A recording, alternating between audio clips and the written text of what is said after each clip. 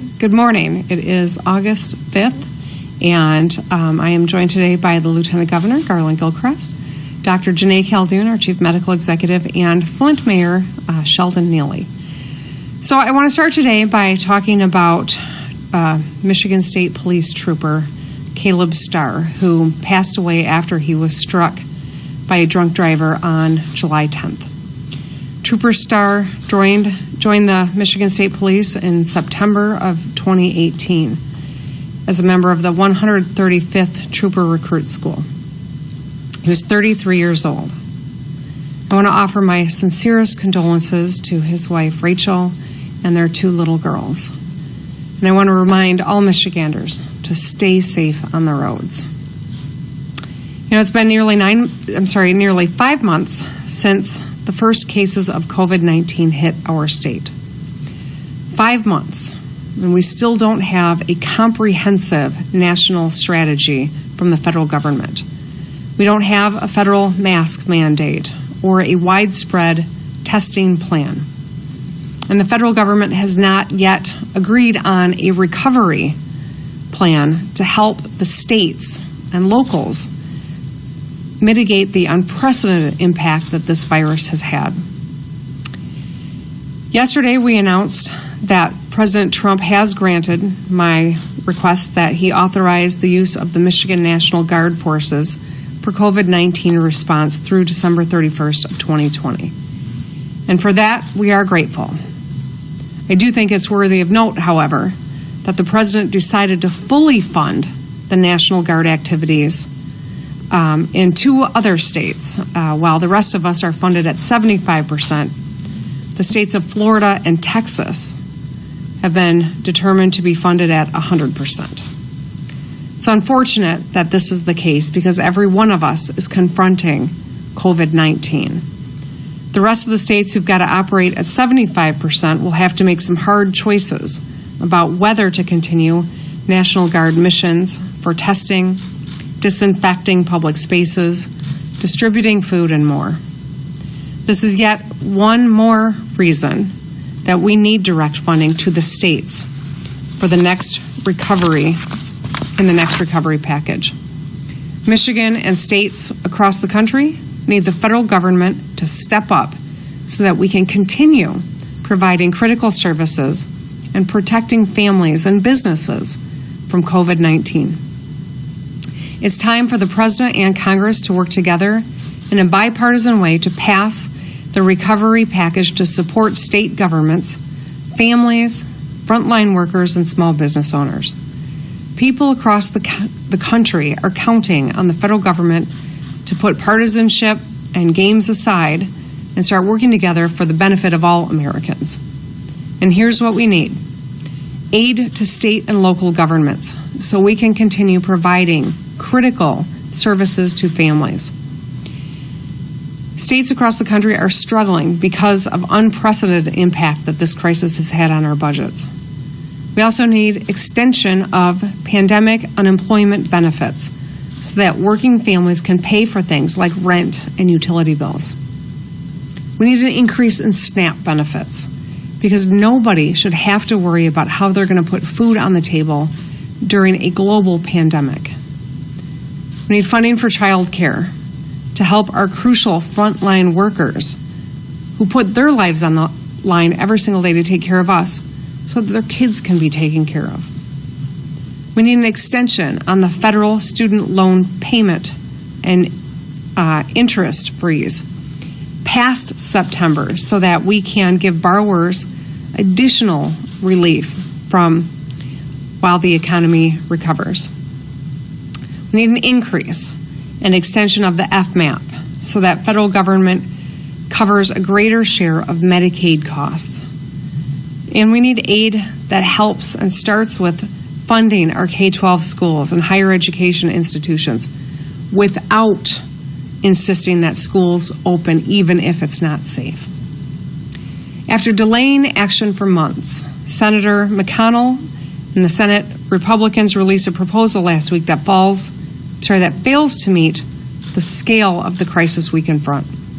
Unlike the House-passed HEROES Act, McConnell's plan guts benefits for millions of Americans and puts our economic recovery more out of reach.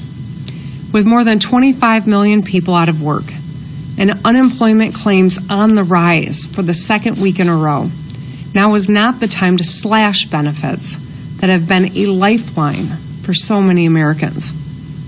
People all across our country are struggling with the need for real help to pull the rug out from under them right now, while we're still very much in the midst of the public health crisis and economic recession, doesn't make any sense. Republicans need to drop this plan and join Democrats in a bipartisan way and construct a comprehensive stimulus package that meets the need of everyday Americans. We need leaders who are going to work together to help families and frontline workers and small business owners. Nobody has time for election year partisan games when lives are on the line. This is a crisis and we need bipartisan action right now. So today I'm joined by leaders from across the state to announce a series of new initiatives to prevent discrimination and racial inequity in Michigan. Since I was sworn in as governor, I've made it a top priority of mine and my administration's to include more people of color, more women, more members of the LGBTQ plus community, more people who are representative of the socioeconomic classes in Michigan and the geographic areas in Michigan at the table in not a tokenism way, but in an empowered way. We've been able to build a more inclusive state government, but there certainly is more work to do. Today I signed an executive order to create the Black Leadership Advisory Council of Michigan, which I will work closely with to develop our policies and paths to opportunity for Black Michiganders. I want to thank Senator Erica Geis, who sponsored the original legislation, for her leadership. This is the first advisory council of its kind, focusing on African American issues in Michigan. And I'm proud to work closely with leaders like those here today to build a more just and equitable state. The deadline to apply for the council is 5 p.m. Wednesday, August 19th. And the link to apply is michigan.gov/appointments. And candidates should select Black Leaders Advisory Council from the drop menu on the application. Today, I also signed an executive directive declaring racism as a public health crisis in Michigan. I want to thank the Michigan Legislative Black Council for their leadership. This pandemic has confirmed and highlighted the deadly nature of these pre-existing inequities caused by systemic racism. COVID-19 is more than 4 times as likely to take the life of a Black Michigander than a white one. And this reflects long-standing, deep societal, economic, and environmental disparities. This executive directive directs MDHHS to work with other state departments to examine data, develop and plan policies, engage, communicate, and advocate for communities of color. Dr. Khaldun will also touch on further steps the department will take to address systemic racism in Michigan. I want to thank Dr. Khaldun for her leadership. She's the reason Michigan was one of the first 3 states to release demographic data so that we could help better act to protect people in our state. DHHS is the largest state department that touches the most citizens in our state, and so her work is crucial, and the work that Director Robert Gordon is doing as well. They'll work around the clock to help us reach our goals. Now, I know how important it is for state government to lead by example, which is why I've directed that all state employees be required to take implicit bias training, including myself and our entire executive office. Implicit bias is simply an unconscious preference that exists in each one of us. And as public servants, we have a duty to understand how those tendencies impact our actions on the lives of others. The training is required for both existing employees and must be completed within 60 days for newly hired employees. This is not alleging that people are racist. It's recognizing that everyone has biases from where we grew up or how we were raised. It's just a fact, and that's why we've got to acknowledge it and seek to address it. We have a lot of work to do to eradicate the systemic racism that Black Americans have faced for generations. It's going to take time. But the most important thing we can do during this time is work closely with leaders across the state in every community to find the root cause of problems and work to eradicate them. This group will continue to keep an open dialogue as we work toward our goal of ensuring that we build a stronger Michigan where everyone, no matter what community they're from, has a real opportunity. And with that, I want to introduce the Lieutenant Governor, Garland Gilchrist, Chair of the COVID-19 Task Force on Racial Disparities, to talk a little bit more about the work that they're doing. Thank you.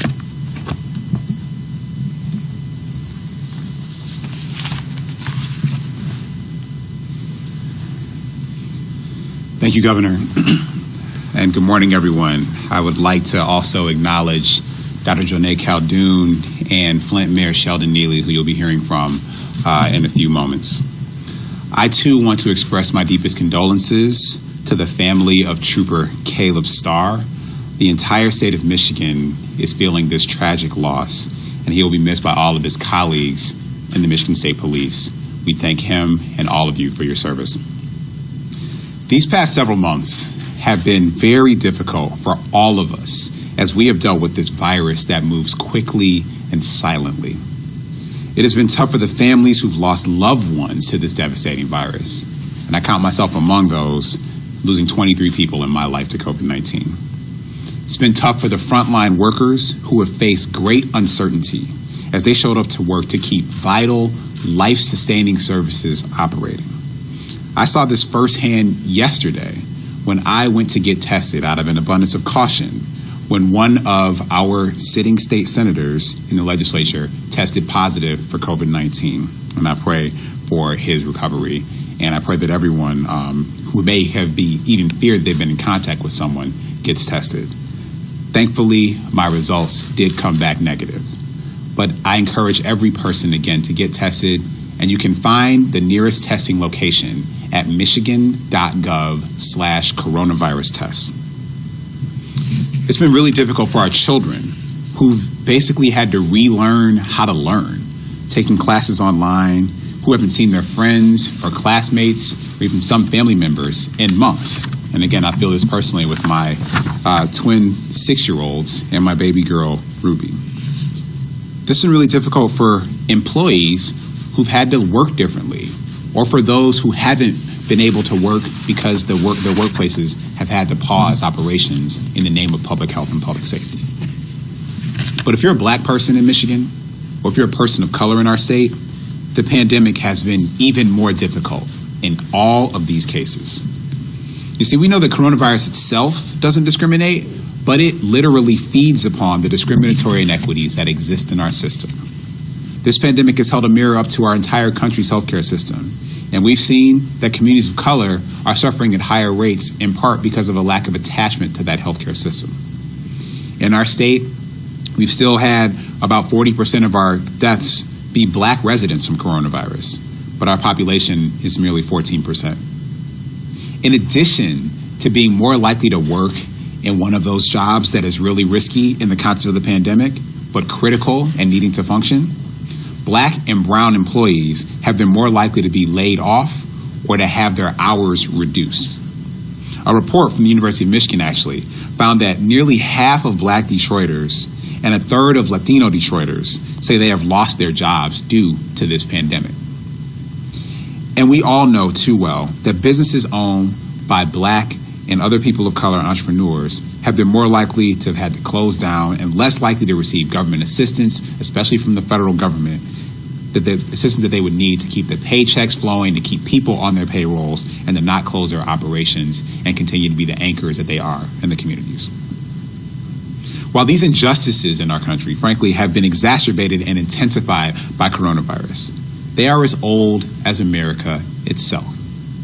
They're the same inequities that after the killings of George Floyd and so many others have motivated Americans from every background and identity to confront the legacy of systemic racism that has been a stain on our nation for centuries.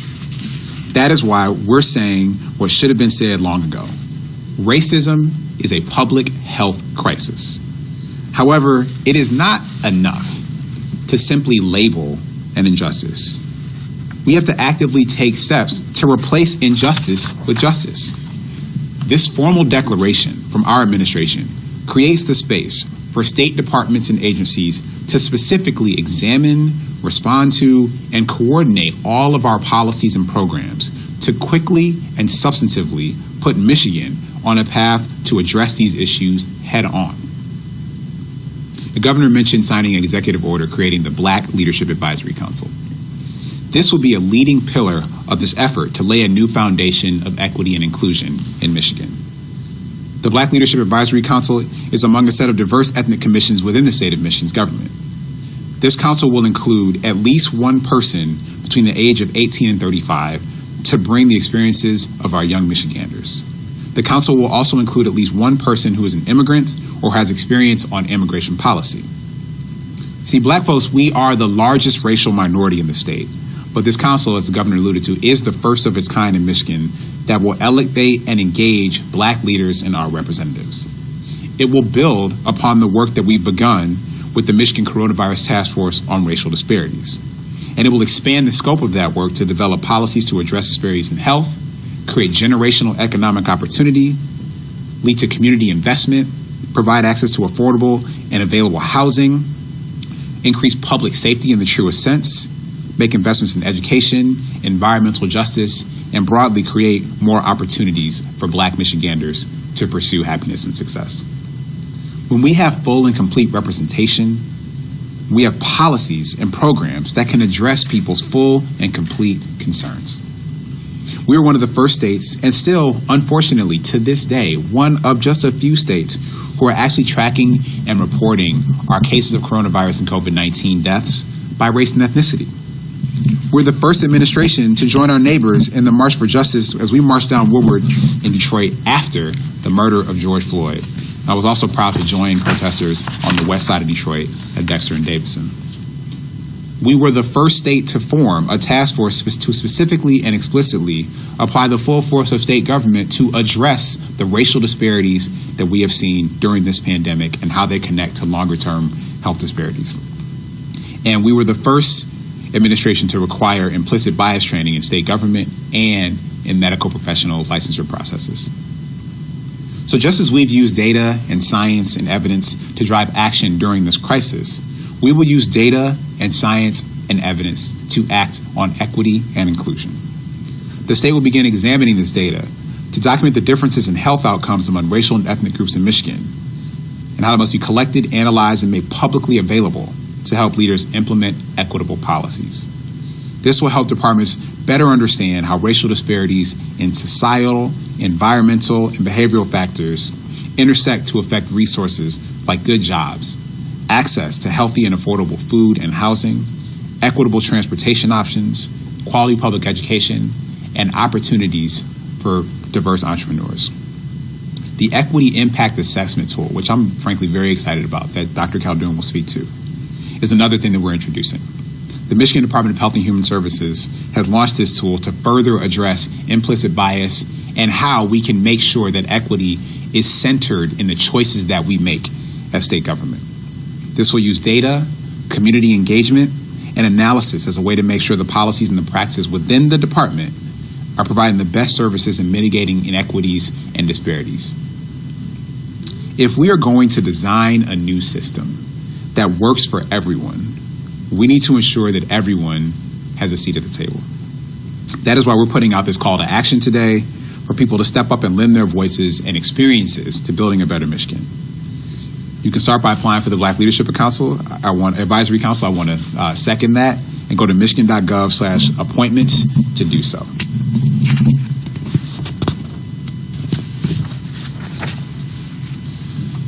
Those of us in positions of power and leadership at any level have a responsibility to use the tools at our disposal to put everyone's success within their reach. The actions that we're announcing today are another step toward this administration fulfilling that responsibility. Now, I'd like to close today with the words of James Baldwin, whose birthday recently passed. See, James Baldwin said that not everything that is faced can be changed, but nothing can be changed until it is faced. Neither I nor this administration will turn our faces away from injustice when we have the opportunity and the power to right it. And with that, I'd like to welcome Dr. Jonae Khaldun here to the podium for an update. Thank you.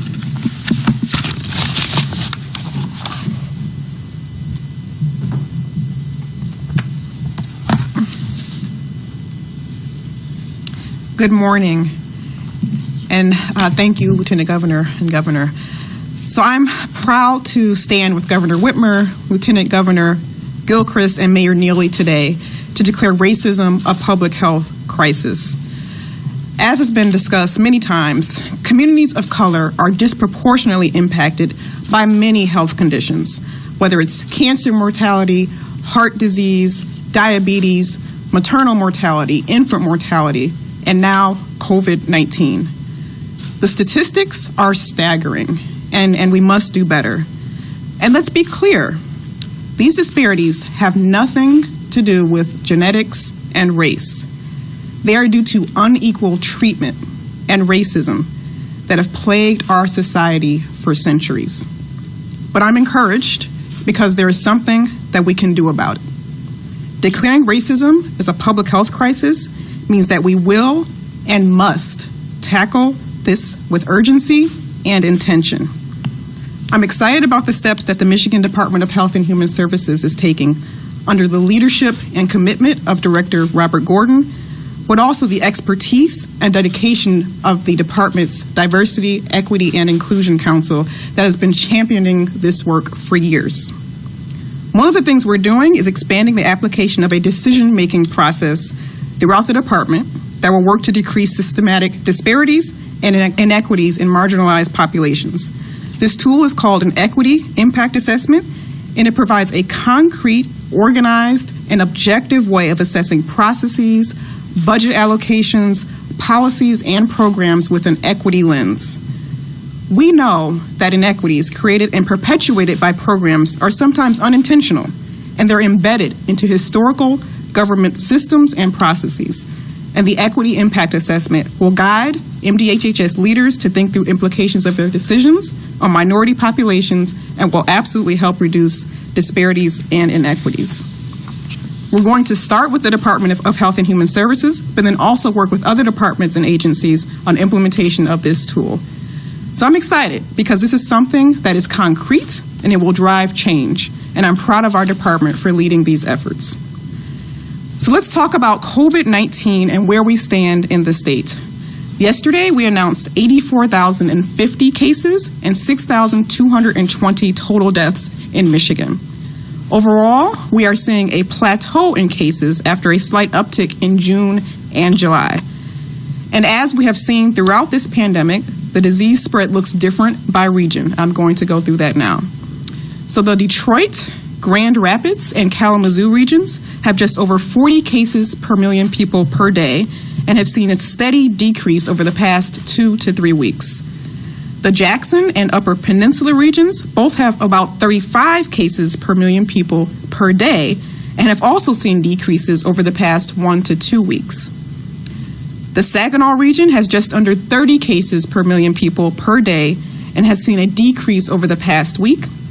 And the Lansing region also has just under 30 cases per million people per day, but they have seen a 2-week increase in their rate of cases as well. The Traverse City region is currently the only region of the state that has under 10 cases per million people per day, and they continue to see a decrease over the past 3 weeks. We also continue to focus on our testing. So we are now holding steady at about 28,000 tests per day, and that's about 2% of our population per week that is getting a test. And the good news is that our percent of tests that are positive is also now trending down. It's at 3.4%, down from 3.7% the previous week. Our hospitalizations and deaths continue to remain steady and low, particularly the deaths.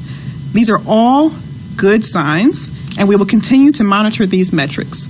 But as we all know, even if a trend is stabilizing, it only takes a few people to create an outbreak and have the disease spread rapidly. So these plateauing trends are not reasons to let our guard down. There's still disease spread across the state, and we're still seeing several outbreaks across the state in every region. So last week, our local health departments identified 99 new outbreaks that they were investigating. And that's an increase from the 78 new outbreaks that they had the previous week. These outbreaks continue to occur in a variety of settings. The top categories for outbreaks are our skilled nursing facilities and other long-term care facilities, social gatherings, and schools. And it includes colleges, child care centers, and day camps. So we still have to keep fighting this disease that's still very present across the state. We're seeing way too many outbreaks, and our cases are not yet low enough to think that we can let our guard down even for a moment. So that means the basics. Again, wearing masks, washing hands, maintaining 6 feet of distance between yourself and others really remain the best thing that you can do to protect yourself and the community. And please know that even though our recent numbers of deaths are low, we're still learning every day about new research on the long-term health impacts of COVID-19. So this means anyone, including young people, can have long-term lung, brain, and heart damage. So please do not think that you are invincible. Testing continues to be incredibly important. So if you work outside the home, if you're sick, or if you've been exposed to someone who has been sick, please go and get a test. You can go to our website, www.michigan.gov/coronavirus test, or you can call 211 and someone will help you identify a site. We have over 300 testing sites across the state. And I will continue to remind you, please answer the phone if someone from a health department calls you or now sends you a text message. We have been able to successfully reach out to 97% of contacts of positive cases within 24 hours, but only 47% of those calls are actually being completed. So this means that people are still not answering their phones, or we might have a wrong phone number. Please do your part. Speak to us if we call you. It is one of the most important things that we can all do to keep disease spread as low as possible. So we've come a long way since the spring, but we still have much work to do if we're going to keep disease spread down and get our kids back to school in the fall. Thank you. And with that, I will turn it over to Mayor Neely.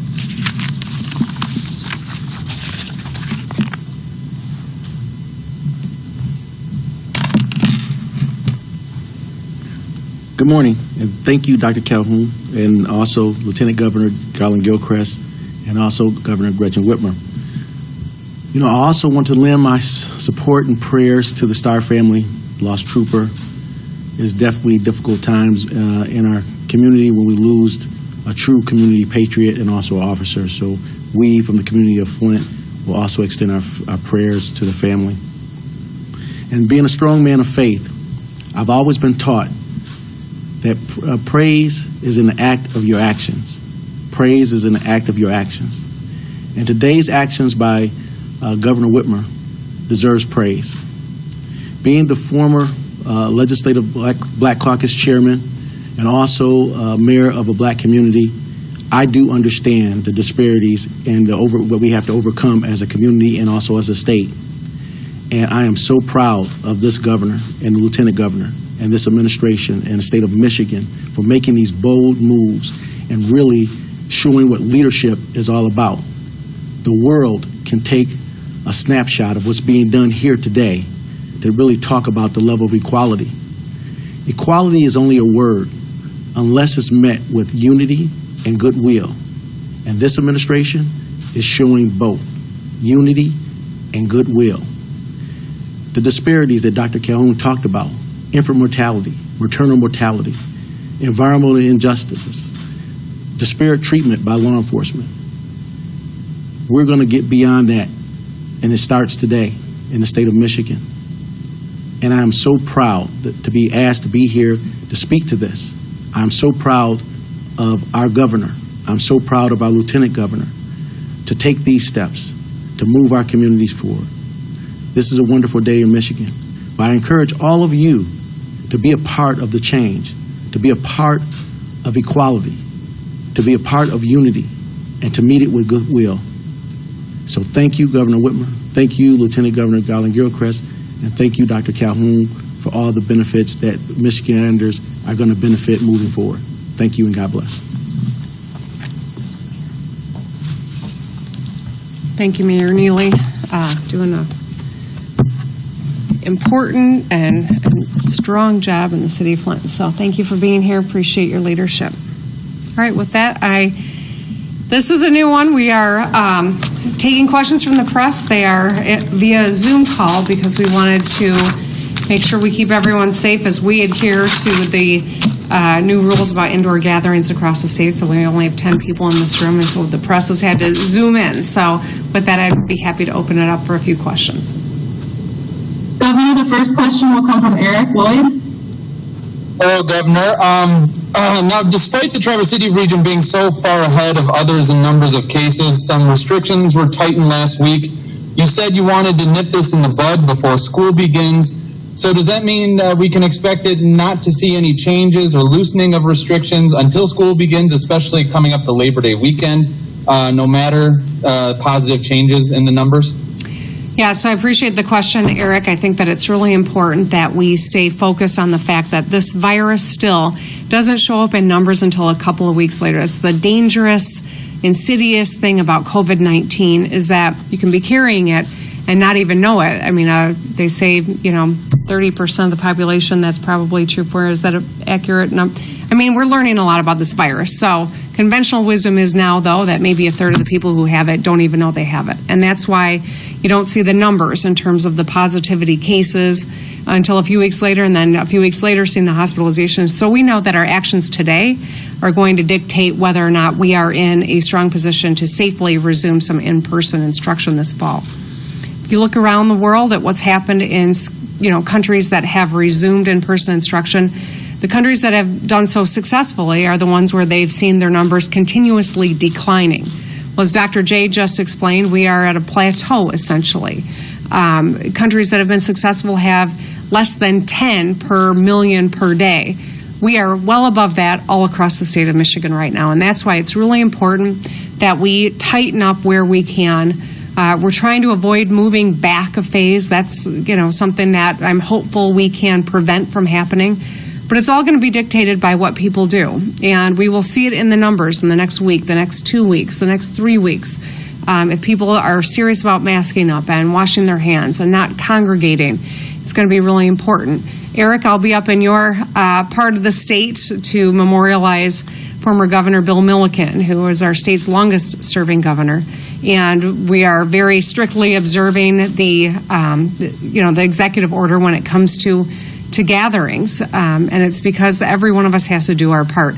So can I tell you with certainty that there will be no more changes for the next 3 weeks? No, of course I cannot.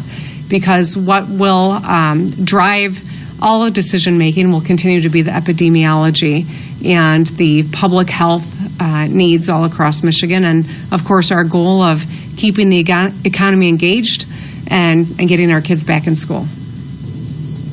The next question will come from Rod from Channel 4. Yes, a question about mask mandate and enforcement mandate. Are you seeing the results? And can you discuss the enforcement measures that are in place? And I think that this can get contentious and how to prevent from doing it.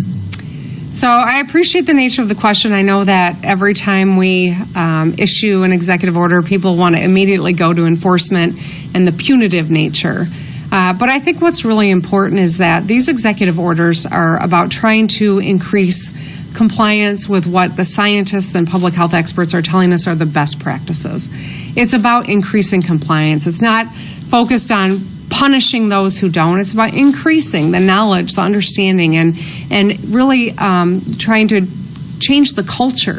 I'm grateful that President Trump has worn a mask. I am glad to see people on both sides of the aisle starting to advocate masks because we've got to get the politics out of this. Now is a time for us to band together. It has been said we are at war with a virus. It's important that we act like we're in war, that we lock arms from a distance and all do what we need to win this war. And it's just as simple as a face covering remains the best tool we have to be successful. There's still no cure. They're making strides on vaccines, but there's not a vaccine yet. And even if we get to a point where there's a vaccine, when we get to a point that there's a vaccine, it's going to take time to produce it in mass so that there are quantities available for people all across the country and around the globe.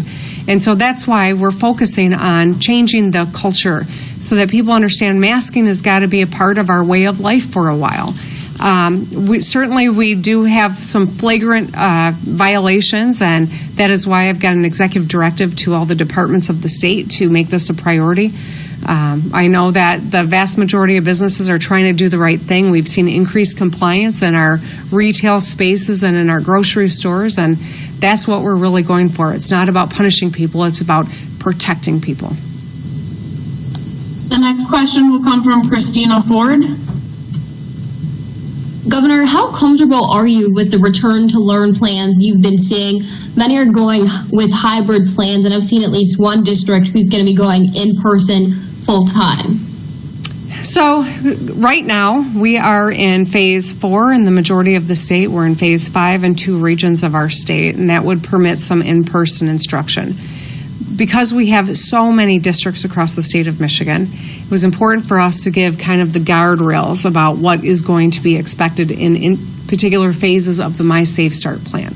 In phase 4, in-person is permitted, but there are a lot of protocols and requirements to keep students safe.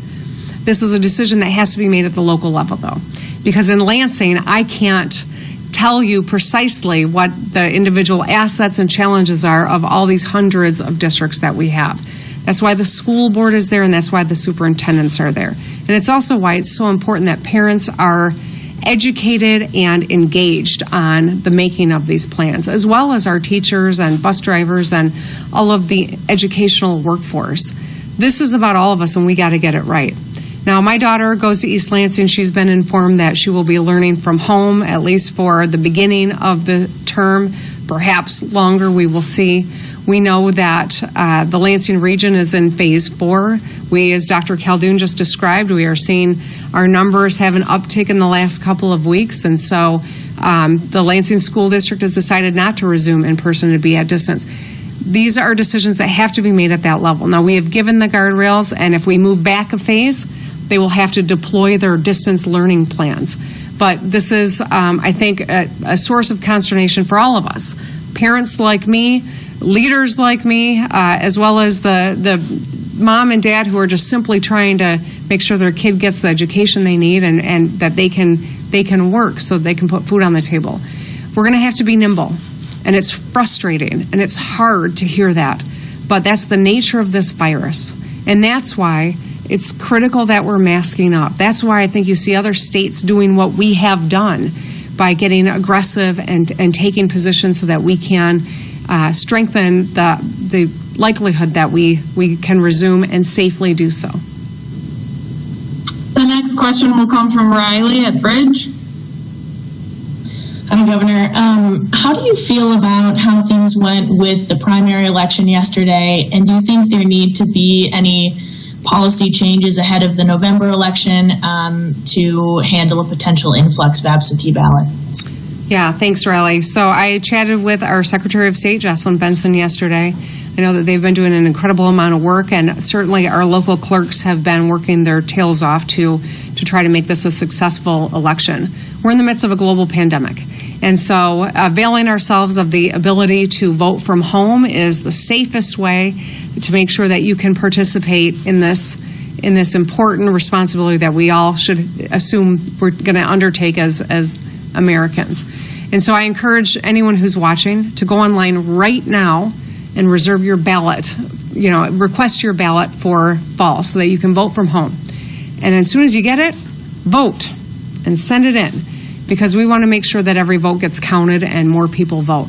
But in order for us to produce, an accurate count as quickly as possible, I do think that it merits some changes. And I am glad that the Secretary of State indicated the Senate Majority Leader is open to taking some of these, and that the Speaker of the House appears to be as well, for at least my understanding. I'm eager to work with them to give our local clerks the ability to do some of the processing, not counting, but processing earlier on so that we can get a count closer to when the polls close. And I think that there are perhaps some additional reforms that we might want to undertake. But having this vote yesterday, learning the lessons from it, and quickly adapting our system so that we are smarter and we can produce an accurate count quick is something that I think is important, and I hope it's important to everyone in the legislature too. The next question will come from Mackenzie Frost. Hi, Governor. You're mentioning the plateau, and I'm just wondering, how long does the state need to stay in this plateau of new cases before you're willing to loosen some of these restrictions, especially as we get a little bit closer to school? Well, I'm going to ask Dr. J to step in and chat a little with you about that. But first, I'll say this. This plateau at this rate is not, it's better than an increase, but what we want to see is a decrease over the course of a couple of weeks. And I think, the fact that we've staved off what we saw to be a very concerning increase that's positive. But now is no time to spike the football. This is still concerning in terms of the number of positive cases that we're seeing. And with that, I'm going to hand it over to Dr. Khaldun. Thank you. So that's right.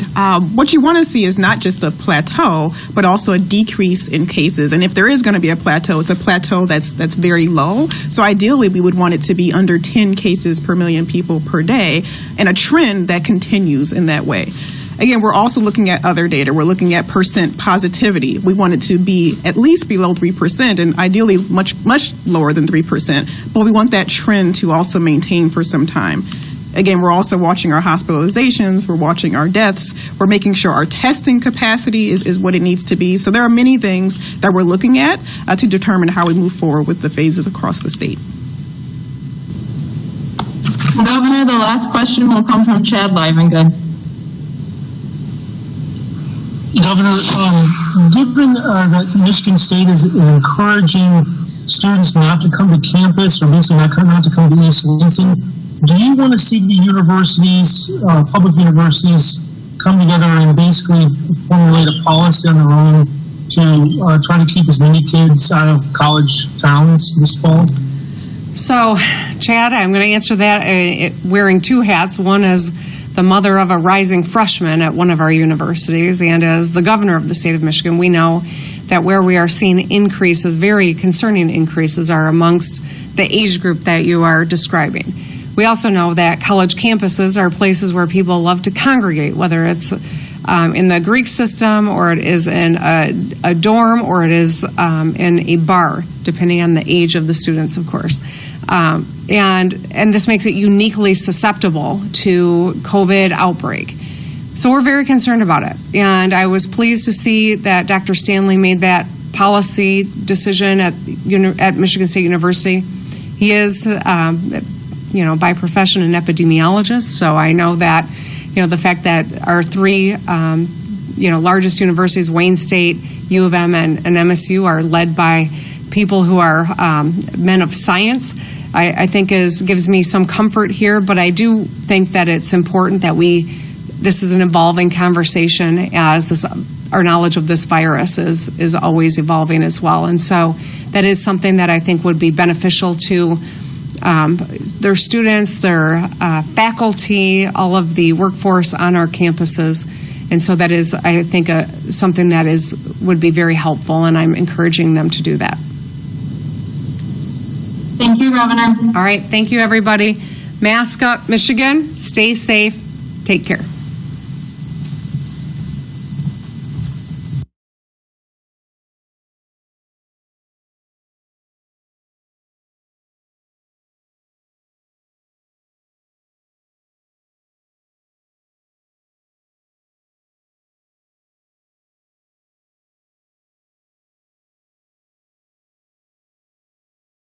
您好，我叫 Cindy， 我是一名2020年人口普查员。我的工作是探访并协助尚未完成普查的家庭。我会佩戴口罩，以确保每个人的安全。普查数据有助于分配每年数千亿的公共资金。抓住这次机会，您可选择上网、邮寄、致电，或由普查员协助完成问卷。你我未来由此展开，请上2020census.gov/languages 完成普查。